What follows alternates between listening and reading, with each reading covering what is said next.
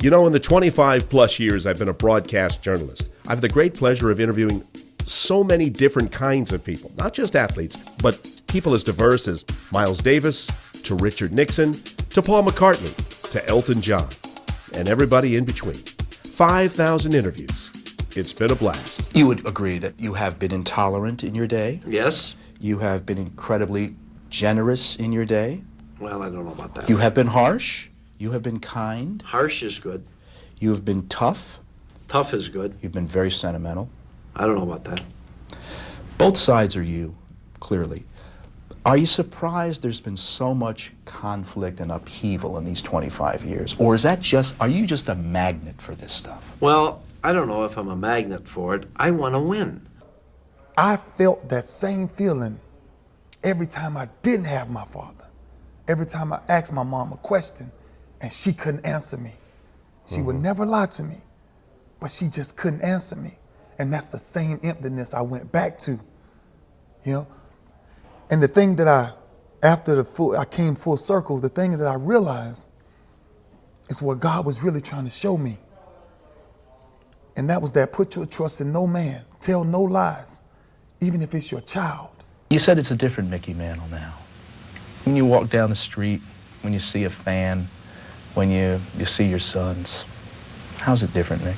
Well, I saw a sad, I don't want to start getting into this, but I saw a very sad movie coming out here that reminded me of Billy.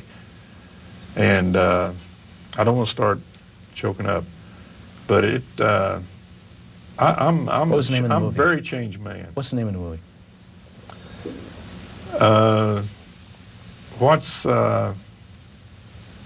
I got it so I can know. Yeah, Take a look. You want me to look at it? You bet. The guy's name is Gilbert Grape. What's Eating Gilbert What's Grape? Eating Gilbert Grape, yeah. Why was it sad, Nick? Well, Andy, the boy in the movie, was a little weird, a little messed up, and he reminded me so much of my son. Billy.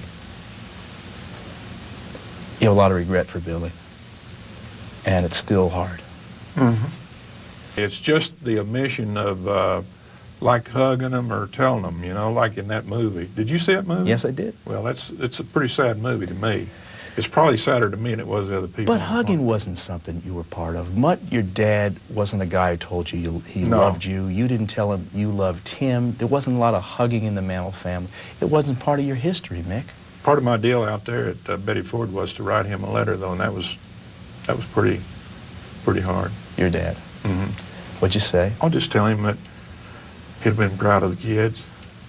If I had to make the decision to be part of pro football for 16 years, if I had to do that, to take the steroids that I took, the growth hormone for my comeback, and all the other stuff that I did, I wouldn't give up my life for it.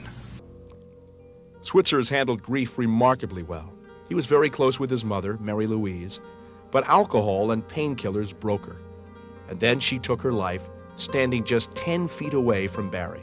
And the night she committed suicide, she was high as a kite. You knew it. She had a gun. She walked into a room. Why didn't you stop her? I don't know. I really don't know. I'm not going to cry, Roy. There's more to interviewing than just making people cry. Cuba Gooding and Jerry Maguire knew that. Actually, it's been a range of emotions and a long list of greats, near greats, and ingrates in the long, strange trip I've taken. This is the job I've loved for all these years. 5,000 interviews and counting, more than anybody else in sports television history. And just about everybody. The famous, the infamous, the immortal, the mortal, the outrageous, the historic. I've been fascinated and repulsed, amused, enlightened, and exhilarated. But I've never been bored. Whether they're white or black, there are always people who make money on other people's ignorance. Doesn't that make you wonder late at night, what have I done to my body, really? I wanted to control the game. I could have and should have been dead. You recruited as a defensive back at Southern Miss. An interview is about listening. It's about finding someone's inner workings, revealing, teaching, sometimes inspiring. When I play the game, I play it to win, and not to look good. You know, I could sit there and I could have thrown 15 interceptions. Did it hurt to hear people say, I mean, you just said thick skin, but did it hurt to hear people say, he stinks, he's no good? I don't like it. If you know that you have in any way encouraged kids to use steroids, do you have any shame in that? I don't think people believe you're sorry for baseball, you're sorry you got caught. It's a relationship and a chemistry with guests. Well, how was it with women over the years, would you say? Did you do relatively well with... Bad. It was bad. Bad. Yeah. Dark places, a lot of sirens. That's all I really remember. That's all I remember. And a wooden leg you still got. The wooden somewhere. leg, Yeah. people yelling, don't make me jump. Just stuff you don't want to hear when you're, you know, when you have oil. When you have what? Oil. It's just... I missed that. I got married right away. Right. I missed all that. Now, you met Anna in the bank. Was it the bank? In the bank where I worked, yes, in Queens. In Queens. We had a small embezzling plan. And sometimes an interview touches the soul and reveals the emotion. You know how to make a man cry, don't you? And what were you left with?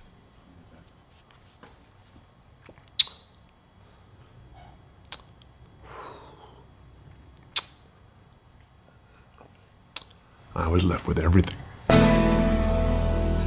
For all the years, the laughs, some tears, this has been the greatest job in the world.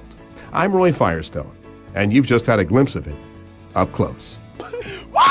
Ron, thank you so much. Congratulations. Congratulations. We'll be right back.